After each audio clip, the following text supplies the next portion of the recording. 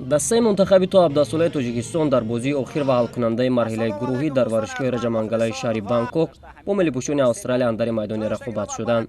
бозии олии шогирдони Раҳматулло Фузайлов дар қисми аввал ҳамаи мухлисони тоҷикро ба натиҷаи мусбӣ умедвор намуд, вале дарди ҳамешаи тимҳои миллӣ ҳеҷ давои наёфт.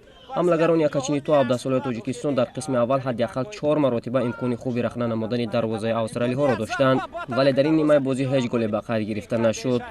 австралиҳоро дар ин рақобат натиҷаи мусовӣ низ қаноат менамуд ва он қадар хоҳиши ба хати ҳамла рафтанро ҳам надоштанд, вале аз камбудиҳои хати ним ҳимоя ва хати дифои тоҷикистон ба хубӣ истифода намуда дар ду маврид дарвозаи Суннатулло Исмоиловро боз карданд.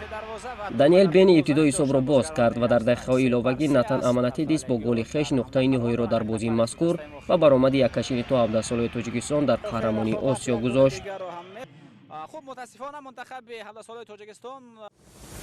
дар бозии дигари гурӯҳи мазкур тими Арабистони Саудӣ бо ҳисоби 3-0 якачини Чинро шикаст дода, аз зинаи аввалро хати марҳилаи ҳазфии мусобиқаро соҳиб шуд. Австралия бошад бо 6 хол ба марҳилаи баъдӣ рафт. Тоҷикистон ва Чин дар 3 бозӣ танҳо 1 имтиёзӣ дарёфт карданду халос.